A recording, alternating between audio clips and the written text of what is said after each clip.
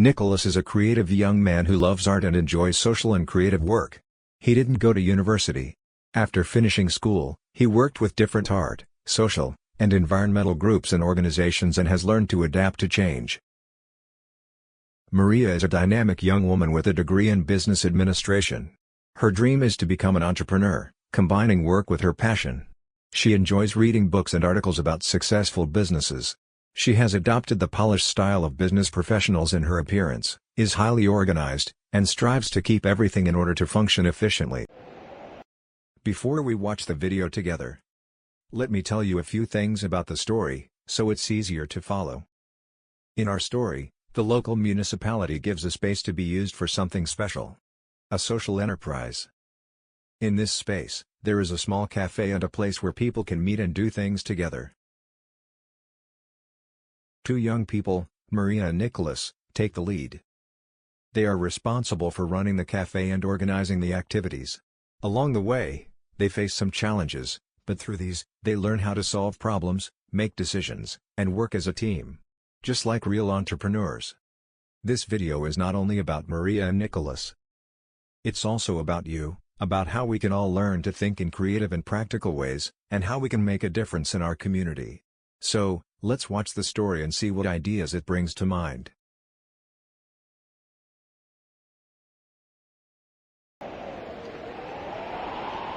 Maria and Nicholas are sitting together in the cafe, discussing the importance of recognizing individual strengths. Maria starts by explaining that understanding strengths is about knowing what each person is good at and how they learn best. You know, Nicholas, recognizing our strengths is so important, not just for ourselves but for how we work with others. When we understand what we're good at and how we learn best, we can play to our strengths and support each other better. I've never really thought about it that way. I guess I just go with what feels natural. But it makes sense, some people like structure, others prefer flexibility.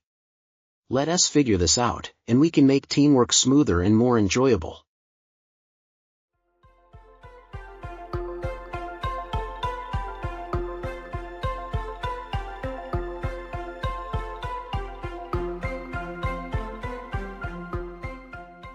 I've always been very organized, and I like planning things out in detail.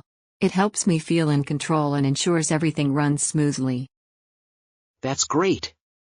I'm more of a creative thinker. I like coming up with ideas and brainstorming solutions. They both acknowledge that their different strengths complement each other.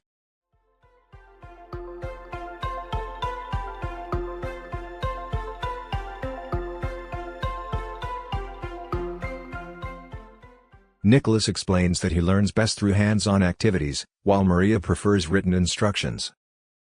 I like reading things step by step and making lists. It helps me process information in an organized way. And I learn by doing. I need to try things out to really understand them. They decide to balance their meetings and write down the solution with a clear agenda from Maria and creative breaks led by Nicholas. They take a marker and start noting down their plan on a small whiteboard.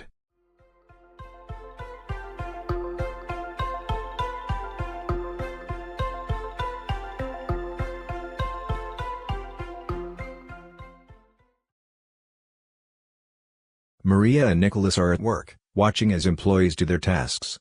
They notice that while some employees are focused and engaged, others seem hesitant or unsure. Instead of assuming the reason, they decide to take a step back and observe carefully.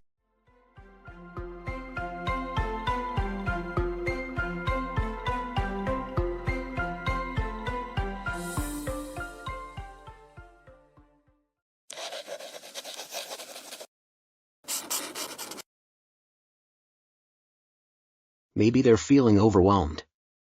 We should ask them how they like to learn best. Good idea. Everyone has different learning styles, just like us. Nicholas suggests introducing peer-led learning circles, where employees can teach each other new skills based on their strengths. Maria agrees and also suggests integrating technology to make learning more interactive.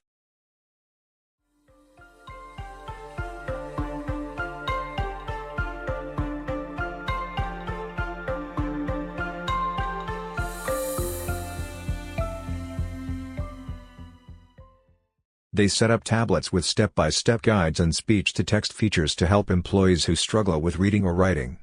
These tablets will allow everyone to work at their own pace. And they make communication easier for those who find reading or writing. They set up tablets with step-by-step guides and speech-to-text features to help employees who struggle with reading or writing. These tablets will allow everyone to work at their own pace. And they make communication easier.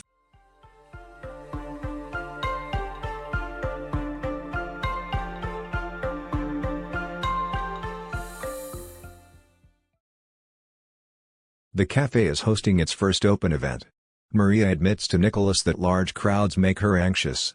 I feel nervous when there are so many people around. What if I say something wrong? Nicholas reassures her that it's natural and that they can work on building confidence together. It's okay, Maria. Feeling nervous is completely normal. Let's take small steps and do it together. Maria takes a deep breath, nodding as she starts to feel more at ease with Nicholas's encouragement.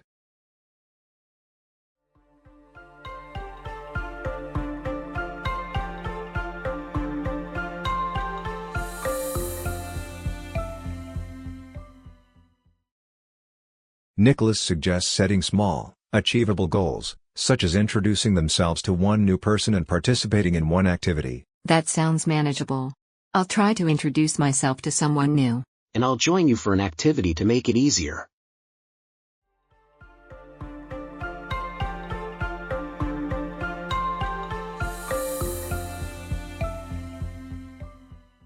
Before the event, Nicholas encourages Maria to use positive affirmations. I can do this. I have prepared for this, and I am capable. Exactly. You've got this. Maria repeats the affirmation once more, standing a little taller and looking more determined.